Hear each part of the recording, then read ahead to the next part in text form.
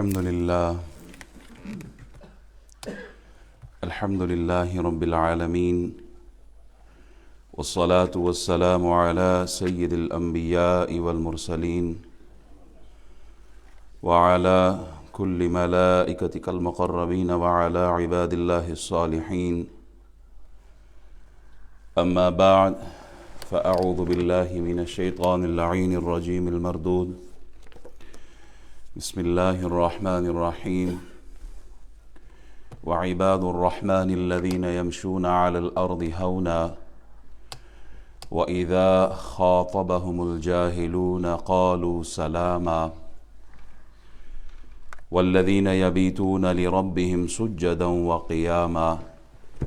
صدق الله مولانا العظيم وصدق رسوله النبي الأمين الكريم ونحن على ذلك لمن الشاهدين والشاکرین والحمد للہ رب العالمین.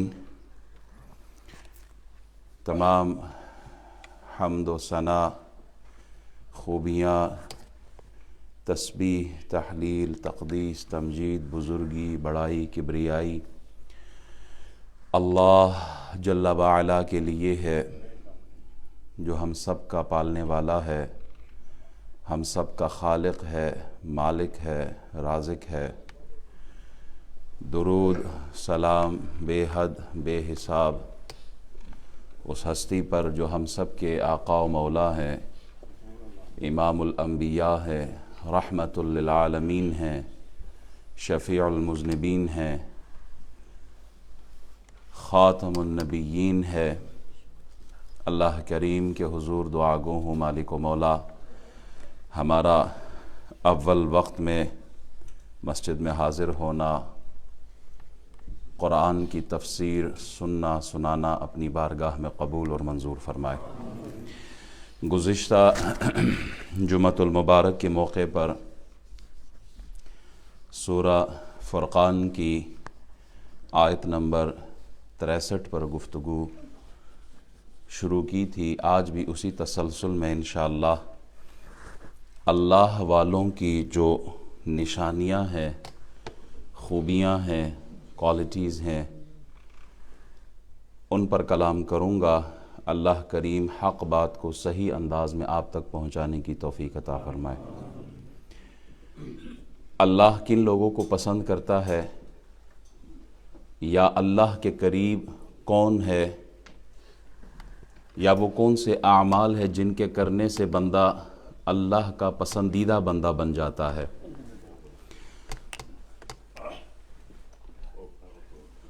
سورہ فرقان کی آیت نمبر 63 میں اللہ کریم ارشاد فرماتا ہے وعباد الرحمن، اللہ کے بندے کون ہیں؟ الذین یمشون علی الارض ہونا. اللہ کے بندے، رحمان کے بندے وہ ہیں جو زمین پر آہستہ چلتے ہیں. ان کی چال ایسی ہوتی ہے کہ وہ زمین پر چلتے ہوئے جان بوجھ کر چونٹی کو بھی نہیں مسلتے. وہ جب زمین پر چلتے ہیں تو کوشش کرتے ہیں کوئی جاندار چیز اس کے پاؤں کے نیچے نہ آ جائے. وہ زمین پہ چلتے ہوئے خیال رکھتا ہے کہ میرے قدم سے کسی اور انسان کے قدم پر یا کسی کے پاؤں پر یا کسی کے وجود کو میرے وجود سے کوئی تکلیف نہ پہنچے.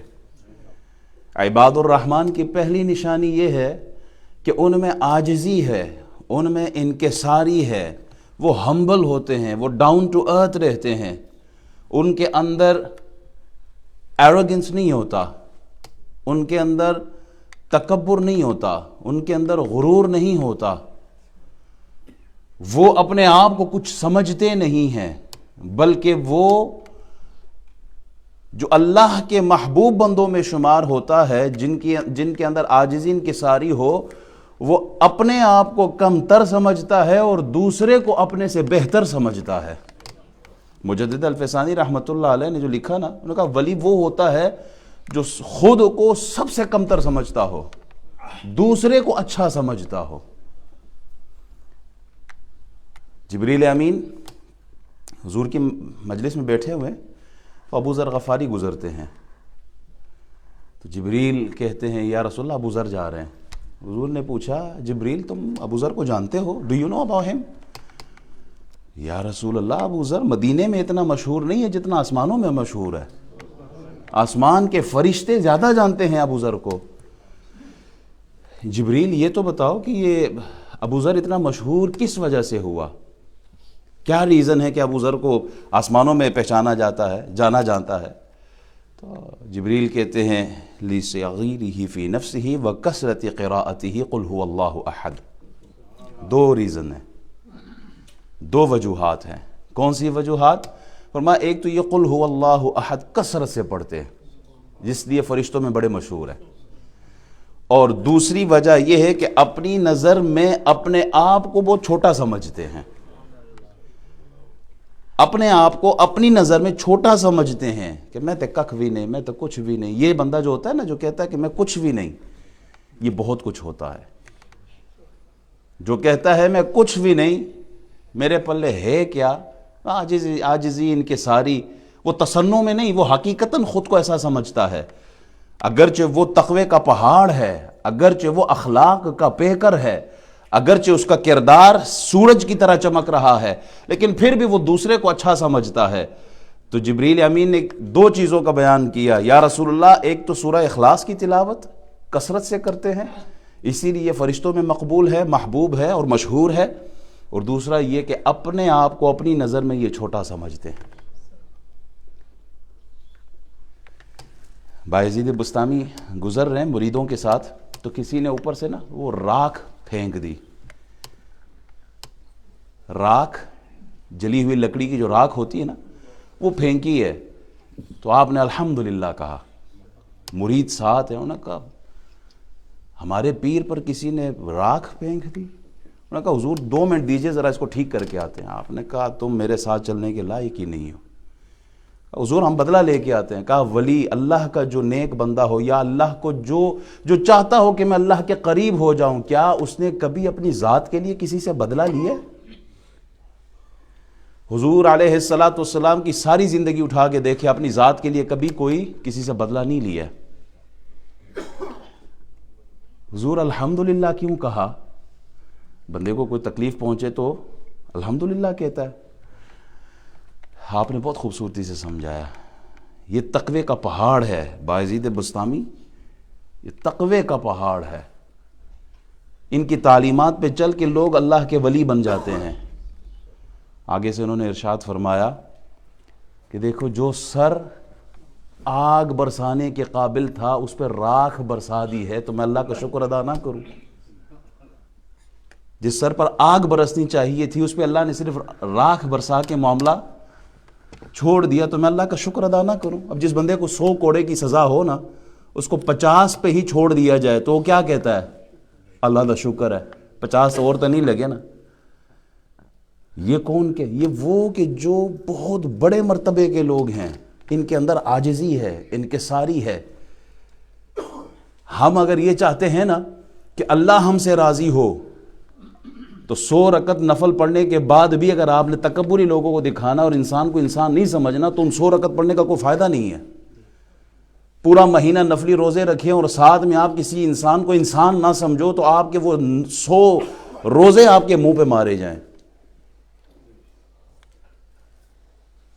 جتنا بھی بڑا عہدہ آپ کو ملے، آپ انسان بن کر رہیں، بندہ بن کر رہیں، عبد بن کر رہیں. عباد الرحمن کی پہلی نشانی اللہ نے یہی بیان فرمائی. فاروق اعظم ایک آدمی کو گورنر بنایا نا، تو ان کے ساتھ چلتے رہے ساتھ. وہ ایک جگہ پہنچے نا تو درخت کے نیچے بیٹھ گئے. اب ان کو کچھ نصیحتیں کر رہے ہیں کہ آپ گورنر بن گئے ہو، آپ نے کس طرح نظام چلانا ہے. نصیحتیں کرتے رہے. وہاں اس علاقے کے جو بچے تھے نا، وہ بچے آ گئے. وہ کوئی بچہ فاروق اعظم کے کندھے پہ چڑھ رہا ہے، کوئی کھیل رہا ہے ان کے جسم کے ساتھ. جو سامنے بیٹھا ہوا گورنر تھا وہ بڑا تکلیف میں، اسے رہا نہیں گیا. بڑا صبر کرنے کے بعد اس نے آخر میں کہا کہ آپ ان بچوں کو ہٹاتے کیوں نہیں ہیں؟ میرے قریب تو میرے بچے بھی اس طرح نہ آئے، یہ تو پھر ہے ہی کسی اور کے. فاروق اعظم نے بیٹھے بیٹھے اس کو گورنری سے معزول کر دیا. ادھر ہی کہا نہیں، آپ گورنر نہیں بن سکتے. کیوں؟ اس لیے کہ متکبر انسان اللہ کے محبوب بندوں میں شمار نہیں ہو سکتا۔ تکبر کیا ہے؟ الکبر بطر الحق وغمط الناس۔ تکبر یہ ہے کہ حق کا انکار کیا جائے اور دوسرے انسانوں کو حقیر سمجھا جائے، یہ تکبر ہے۔ حق کا انکار کرنے والا سب سے پہلے کس نے حق کا انکار کیا ہے؟ وَإِذْ قُلْنَا لِلْمَلَائِكَةِ اسْجُدُوا لِآدَمَ فَسَجَدُوا إِلَّا ابلیس ابا وَاسْتَكْبَرَ وَكَانَ مِنَ الْكَافِرِينَ۔ حکم ہوا سجدہ کرو، فرشتوں نے سجدہ کیا، شیطان نے نہیں کیا۔ کیوں؟ انا خلقتنی من نار وخلقتہ من طین، مجھے تو پیدا کیا آگ سے اور اس کو پیدا کیا مٹی سے۔ تو آگ فطرتاً آگ کی ڈائریکشن کیا ہوتی ہے؟ اوپر، اور مٹی کو چھوڑے تو اس کی ڈائریکشن نیچے۔ تو یہ کیسے ہو سکتا ہے کہ میں مٹی کو سجدہ کروں؟ اس ظالم نے یہ نہیں دیکھا کہ حکم کس کا ہے۔ آگ اور مٹی کی بات تو بعد میں ہے، پہلے یہ تو دیکھو کہ تجھے حکم کون دے رہا ہے۔ وہ ایاز جو تھا نا سلطان محمود کے ساتھ ہر جگہ پھرتا تھا، تو اس کے وزیر اور یہ مشیر یہ بڑے حسد کرتے تھے کہ یہ ہر جگہ غلام ہو کے بھی بادشاہ کے ساتھ کھڑا رہتا ہے۔ تو وہ جو ایاز تھا وہ سمجھ گیا، بادشاہ سلطان جو تھا وہ سمجھ گیا، اس نے ایک ہیرا نکالا، ہیرا نکال کے وزراء کو دیا، کہا اس کو توڑو، اب کوئی بھی نہ توڑے، شاید ہمارا ٹیسٹ ہو رہا ہے، اتنا قیمتی ہیرا ہے میں کیسے اس کو توڑ سکتا ہوں۔ ہر ایک نے ریجیکٹ کیا، نہیں آگے دی۔ ایاز کے پاس پہنچا تو ایاز نے اسی وقت توڑ دیا۔ اب وزیر سارے کہہ رہے ہیں کہ ایاز تو گیا، بادشاہ کا اتنا بڑا قیمتی ہیرا توڑ دیا اس نے۔ ایاز باقیوں نے نہیں توڑا، تو نے کیوں توڑا؟ کہا بادشاہ اس میں کوئی شک نہیں ہے، یہ ہیرا بہت قیمتی تھا، ویلیوبل چیز تھی، لیکن میری نظر میں آپ کا حکم اس ہیرے سے بھی بڑھ کر تھا۔ میں نے ہیرے کی قیمت کو نہیں دیکھا، آپ کے حکم کی قدر و قیمت کو دیکھا ہے، اسی لیے میں نے توڑا۔ شیطان نے اپنے وجود کو دیکھا، اپنی حیثیت کو دیکھا، اپنی بناوٹ کو دیکھا، اللہ کے حکم کو نہیں دیکھا، اسی لیے مردود بھی ہوا اور ذلیل اور رسوا بھی ہو گیا ہے۔ اچھا ایک وقت آیا نا، بعض تفاسیر میں لکھا ہے کہ جناب موسیٰ علیہ السلام کے پاس یہ گیا شیطان، کہا آپ بڑے مقبول ہیں اللہ کی بارگاہ میں، آپ اللہ سے کلام کرتے ہیں، کلیم اللہ ہے، ذرا میری سفارش کروائیں، میں واپس توبہ کرنا چاہتا ہوں۔ حضرت موسیٰ علیہ السلام نے اللہ کے حضور کہا وہ آنا چاہتا ہے، کہا ٹھیک ہے آ جائے، سجدے کا میں نے کہا تھا جا کے جناب آدم کی قبر کو سجدہ کر لے، ٹھیک ہے اس کی توبہ قبول ہے۔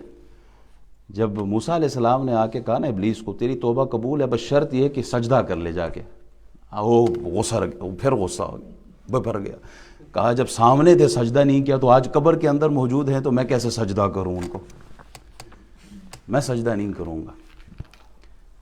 اچھا آپ نے میری سفارش کی ہے تو آپ نے مجھ پہ احسان کیا ہے، اس لیے میں بھی آپ سے ہمدردی کے طور پر عرض کرتا ہوں 3 موقعوں پر مجھے یاد رکھنا، یعنی میرے شر کو اپنے ذہن میں تصور میں قائم رکھنا۔ یہ 3 مقامات ایسے ہیں جہاں میں انسان کو پھسلا دیتا ہوں۔ ایک غصے کی حالت میں، جب انسان غصے میں ہوتا ہے نا تو میں اس وقت اس کے جسم میں اس طرح سرایت کرتا ہوں جیسے انسان کے رگوں میں خون دوڑتا ہے۔ آدمی کی عاجزی انکساری کا علم اس وقت ہوتا ہے جب وہ غصے کی حالت میں ہوتا ہے، جب وہ کسی معاملے میں مسئلے میں الجھا ہوتا ہے نا، اس وقت اس کی عاجزی کا صحیح پتہ چلتا ہے۔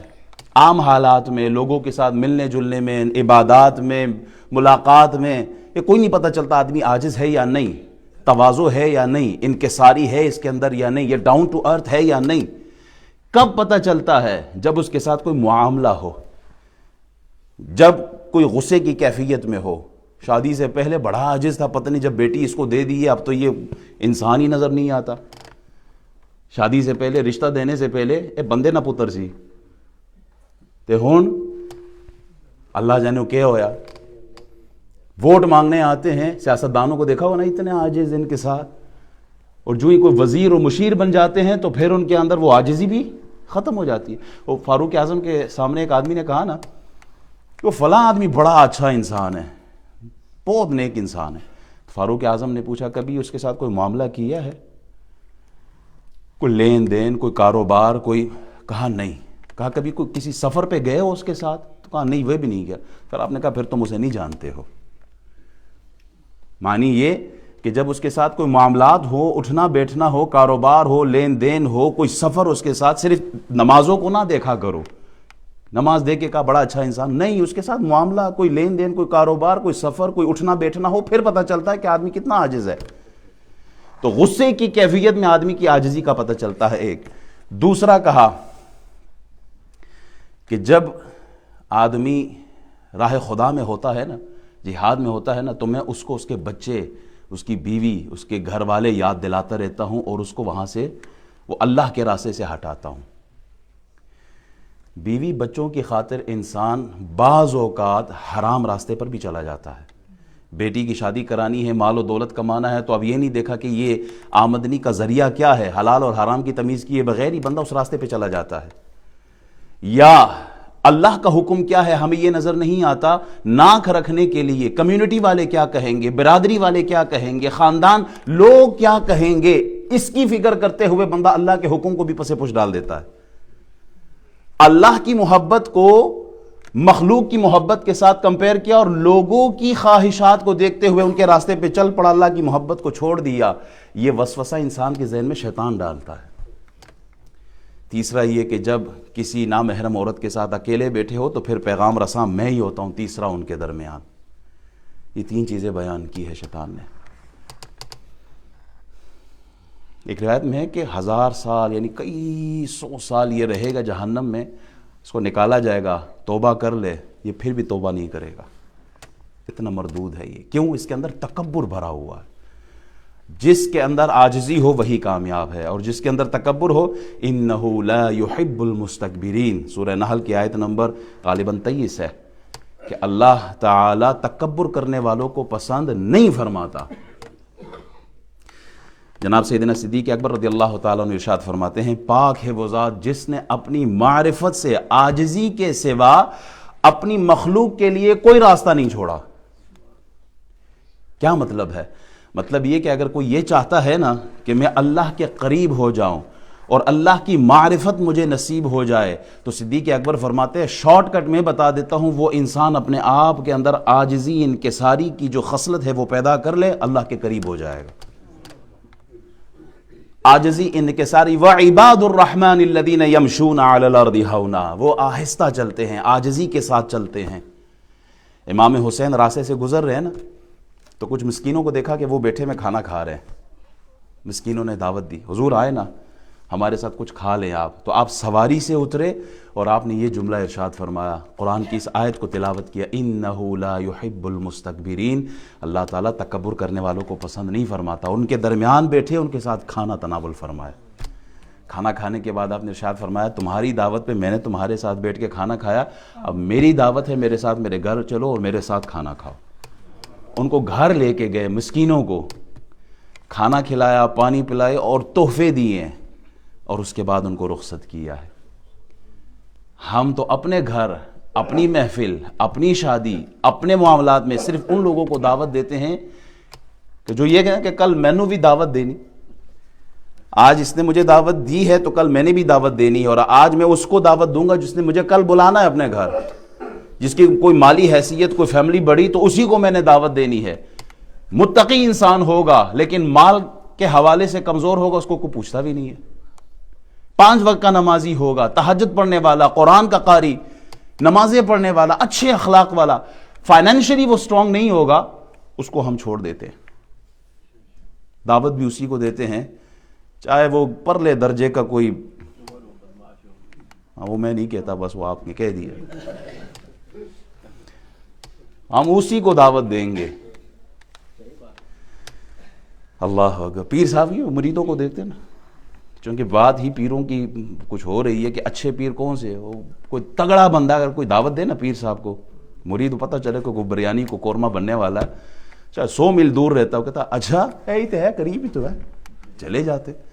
اور کوئی غریب مرید جو 10 قدم پہ رہتا ہو وہ دعوت دے، پتہ ہے کوئی سبزی اور دال ہی کھلانی ہے اس نے، کہتا ہے کون اتنا دور جائے. تو احباب، اللہ کے نیک بندے وہی ہیں جن میں عاجزی ہو. رسول اللہ صلی اللہ علیہ وسلم کے لیے حضرت انس بن مالک فرماتے ہیں کہ حضور علیہ السلام بیماروں کی عیادت کے لیے جایا کرتے تھے اور جنازوں میں شرکت فرماتے تھے اور غلام کی دعوت کو بھی قبول فرماتے تھے. غلام کی دعوت کو، جس دور میں غلاموں کو انسان نہیں سمجھا جاتا تھا، جانوروں سے بدتر سمجھا جاتا تھا، اس دور میں رسول اللہ جیسی ہستی جو امام الانبیاء ہو کر، رحمت للعالمین ہو کر، جو دو جہانوں کے سردار ہو کر کسی غلام کے گھر جا کر ان کے گھر میں دعوت کھا رہے، غلام کو عزت سے نواز رہے ہیں. یہ ہے ہمارے مصطفیٰ کا اخلاق. حضرت عبداللہ بن عباس فرماتے ہیں حضور علیہ السلام بے تکلف زمین پر بیٹھ کر کھانا تناول فرماتے تھے، بکریوں کو خود باندھتے تھے اور غلام کی دعوت کو قبول فرماتے تھے. اچھا، حضرت انس بن مالک فرماتے ہیں، بخاری شریف کی حدیث ہے کہ حضور علیہ السلام کا صحابہ کے درمیان گھل مل کر بیٹھنا کیسے تھا. آج ہمارے پاس یا تو تھوڑا سا مال آ جائے ہم اپنی کمپنی چھوڑ دیتے ہیں، یا تھوڑا سا علم ہی آ جائے تو ہم کہتے ہیں کہ بھائی اب میں ذرا اسپیشل ہو گیا ہوں کیونکہ میں عالم بن گیا ہوں تو اب میں پبلک میں درمیان نہیں بیٹھوں گا. بخاری کی حدیث سنا رہا ہوں. حضرت انس فرماتے ہیں کہ ہم مسجد میں بیٹھے ہوئے تھے نا، مسجد نبوی میں، تو ایک شخص آیا، اونٹ پر سوار تھا، اس نے اونٹ کو باہر باندھ دیا اور پھر آ کے پوچھا کہ تم میں سے محمد کون ہے. ذرا اس جملے پہ غور کریں. رسول اللہ بیٹھے ہوئے ہیں، صحابہ کے درمیان ہیں، یعنی اتنے رسول اللہ صلی اللہ علیہ وسلم کی عاجزین کی ساری دیکھیں کہ کس ہستی کا ذکر ہے، محمد الرسول اللہ کا، اور ایک عام آدمی آ کے پوچھتا ہے کہ آپ میں سے محمد کون ہے. صحابہ فرماتے حضور بیٹھے ہوئے تھے، ٹیک لگائے بیٹھے ہوئے تھے اس وقت. ہم نے کہا کہ یہ جو شخص بیٹھے نا گورے رنگ والے، یہ محمد الرسول اللہ ہے صلی اللہ علیہ وسلم. حضرت ابو ذر اور حضرت ابو ہریرہ رضی اللہ تعالی عنہما دونوں ارشاد فرماتے ہیں کہ رسول اللہ صلی اللہ علیہ وسلم اپنے اصحاب کے درمیان اس طرح بیٹھا کرتے تھے کہ کوئی اجنبی آتا نا تو وہ پہچان نہیں پاتا تھا، اس کو پوچھنا پڑتا تھا کہ محمد کون ہے ان میں سے. یہ رسول اللہ صلی اللہ علیہ وسلم کا طور طریقہ، اخلاق، عاجزی ان کے ساری ہے. حضرت اسید بن حدیر نے جب دیکھا نا کہ مسجد نبوی کی تعمیر ہو رہی ہے نا، تعمیر ہوتے ہوئے رسول اللہ صلی اللہ علیہ وسلم خود پتھر اٹھا کے لا رہے ہیں، حضور اپنے ہاتھوں سے پتھر اٹھا کر مسجد کی تعمیر میں حصہ لے رہے ہیں، تو حضرت اسید بن حدیر دوڑتے ہوئے کہے یا رسول اللہ یہ پتھر مجھے دے دے، میں اٹھا لیتا ہوں. ہوتا ہے نا کوئی بزرگ، اللہ کرے ہمارے جوانوں میں بھی یہ خوبی آئے، باپ نے بڑے بڑے آٹے کے بورے اٹھائے ہوئے ہوتے ہیں، بیٹا بیٹھا ہوا وہ فیس بک چلا رہا ہے، باپ دادا مزدوری کر رہے ہیں اور اولاد نکمی گھروں میں بیٹھ کر صرف روٹیاں توڑ رہے ہیں. صحابی نے دیکھا حضور علیہ السلام کے ہاتھوں میں پتھر ہے، دوڑتے ہوئے گئے یا رسول اللہ مجھے دے، میں اٹھاتا ہوں. حضور فرماتے ہیں تم خود جاؤ اور کوئی دوسرا پتھر اٹھاؤ، تم مجھ سے زیادہ اللہ کی رحمت کے محتاج نہیں ہو، یعنی مجھے بھی ثواب کمانا ہے. حضرت عامر بن ربیعہ فرماتے ہیں کہ ہم طواف کر رہے ہیں، حضور علیہ السلام بھی طواف میں ہے، تو نبی علیہ السلام کے جوتے مبارک کا، نالین مبارک کا تسمہ ٹوٹ گیا، تو حضور علیہ السلام جھکے نا وہ تسمہ درست کرنے کے لیے، تو عامر بن ربیعہ دوڑتے گئے یا رسول اللہ مجھے دے، میں ٹھیک کر لیتا ہوں. حضور علیہ السلام ارشاد فرماتے ہیں یہ برتری یعنی امتیازی شان، یہ امتیازی شان ہے، اس میں برتری، میں برتری پسند نہیں کرتا. یعنی یہ نہیں کہ ٹھیک ہے میرا جوتا کوئی اور بنا کے دے، اس میں میری شان کم ہو جائے گی اگر میں اٹھاؤں، نہیں، یہ امتیازی شان مجھے پسند نہیں ہے. حضرت عائشہ رضی اللہ تعالی عنہا فرماتی ہیں حضور علیہ السلام اپنے ہاتھوں سے کپڑا سیا کرتے تھے، یعنی پیبند لگاتے تھے، اپنے ہاتھوں سے اپنے جوتے کی مرمت کیا کرتے تھے، اپنے کپڑے صاف کرتے تھے، اپنے ہاتھوں سے رسول اللہ صلی اللہ علیہ وسلم بکری کا دودھ دھویا کرتے تھے. حضرت برہ فرماتے ہیں رضی اللہ تعالی عنہ میں نے غزوہ احزاب کے دن رسول اللہ صلی اللہ علیہ وسلم کو مٹی اٹھاتے ہوئے دیکھا ہے. جب وہ خندقیں کھودی جا رہی تھی نا، حضور علیہ السلام خود مٹی اٹھائے ہوئے گزر رہے تھے، اور آپ علیہ السلام کے پیٹ کی جو سفیدی ہے نا یہ مٹی نے بالکل چھپا دی تھی. یعنی یہ حضور کا عاجزانہ انداز ہے. حضرت قاضی ایاز مالکی رحمۃ اللہ علیہ فرماتے ہیں نبی علیہ السلام سلام کرنے میں پہل کیا کرتے تھے. مسافہ کرنے میں بھی پہل کیا کرتے تھے، اور جب کسی نے ہاتھ دیا نا تو آپ علیہ السلام ہاتھ نہیں چھوڑاتے تھے جب تک اگلا بندہ ہاتھ نہ چھوڑائے اپنا. مسافہ کیا کرتے تھے، پیار و محبت کا انداز ہے. اگر کوئی ملاقات کے لیے آتا تو آپ عزت دیتے اور بسا اوقات اپنی چادر اس کے لیے بچھا دیا کرتے تھے. قبیلہ تے سے جب لڑائی ہوئی نا تو لوگ قیدی بنے ان کے، اس میں حاتم طائی کی بیٹی بھی قیدی بن گئی. سر ننگا ہے، حضور نے اپنی خوبصورت چادر، رحمت والی چادر اس عورت کے سر پہ رکھی ہے. حضور تو غیروں کی اولاد کے سر پر بھی اگر دوپٹہ نہ دیکھے تو اپنی چادر عطا فرما دیتے ہیں. یہ تو آج کی میری بہن اور بیٹی کا قصور ہے کہ ننگے سر گھوما کر رہی. زندہ ہے تو بغیر دوپٹے کے ہیں. عورت جب فوت ہو جاتی ہے تو ہم کتنے کپڑے دیتے ہیں؟ کتنے؟ 5 کپڑے ہوتے ہیں. ڈرو نہیں، یہی ہے. عورت جب فوت ہو جائے تو اس میں ایک دوپٹہ بھی ہے کہ نہیں؟ مر جائے عورت کا انتقال ہو تو اسلام کی تعلیم کیا ہے کہ جب اللہ کے حضور جا رہی ہے انا للہ و انا الیہ تو سر پہ دوپٹہ رکھوا دیا گیا ہے. اللہ ہماری ماؤں بہنوں کو شرم و حیا کی چادر عطا فرمائے، اور جو لباس اسلام پسند کرتا ہے اللہ اس لباس کو ہمیں پسند کرنے کی توفیق عطا فرمائے. کائنات میں کوئی ایسا لیڈر دکھا دو جس نے غیر کی بیٹی کے ساتھ ایسا اخلاق کا معاملہ کیا ہو. بہرحال جب وہ عورت کہتی ہے میں حاتم طائی کی بیٹی ہوں، رسول اللہ صلی اللہ علیہ وسلم نے چھوڑ بھی دیا، تحفے بھی دیے، سواری بھی دے دی کہ جاؤ. وہ جاتی ہے شام کی طرف. اس کا بھائی جو گیا تھا عدی، بھائی سے ملاقات ہوتی ہے. بڑا طویل واقعہ ہے، بہت خوبصورت واقعہ ہے. کاش وقت ہوتا کہ میں ایک ایک اس کا ذکر کرتا، ایک ایک حوالے کے ساتھ. بہرحال بھائی کے پاس جاتی ہے، بھائی سے کہتی ہے کہ جاؤ محمد کی بارگاہ میں، اگر وہ نبی ہوا تو بھی فائدے میں ہو، اگر وہ بادشاہ ہوا تو بھی تم فائدے میں رہو گے. مختصر یہ کہ وہ آ جاتا ہے. پہلے تو بھاگ گیا تھا، واپس آیا مدینہ شریف حضور کی بارگاہ میں، مسجد نبوی میں حضور کے پاس پہنچا تو حضور نے پوچھا کون ہو؟ کہا میں عدی بن حاتم ہوں، حاتم طائی کا بیٹا. رسول اللہ صلی اللہ علیہ وسلم کھڑے ہو کر آپ نے استقبال کیا ہے، اور پھر ہاتھوں میں ہاتھ لے کے اس کو گھر کی طرف لے کے گئے اپنے ساتھ. اچھا، جب عدی بن حاتم کہتا ہے کہ جب حضور علیہ السلام گھر کی طرف جا رہے تھے نا تو ایک بوڑھی عورت، انتہائی بوڑھی عورت جس کا ذہنی توازن بھی ٹھیک نہیں تھا، رسول اللہ کو راستے میں پکڑ لیا اور حضور علیہ السلام سے گفتگو کرنے لگی، اپنی داستان سنانے لگی. حضور علیہ السلام کھڑے ہو کر اس کی گفتگو سن رہے ہیں. تو عدی کہتا ہے میں نے اپنے دل میں کہا اللہ کی عزت کی قسم یہ کوئی بادشاہ نہیں ہے، کیونکہ بادشاہ کسی عوام کی اس طرح کی گفتگو نہیں سنتا راہ چلتے ہوئے. جس کو مدینے میں کوئی منہ نہ لگائے اس کو رسول اللہ کھڑے ہو کے اس کی گفتگو سنے تو واقعی یہ کوئی اللہ کے نبی ہے. گھر لے کے گئے. گھر جا کر رسول اللہ صلی اللہ علیہ وسلم نے تکیہ پیش کیا. ایک روایت میں گدا ہے کہ آپ اس پر تشریف رکھیں.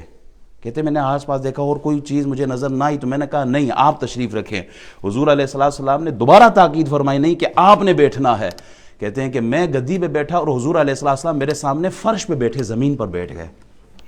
پھر میں نے اپنے دل سے کہا اللہ کی عزت کی قسم یہ کوئی بادشاہ نہیں ہے، یہ اللہ کا نبی ہے.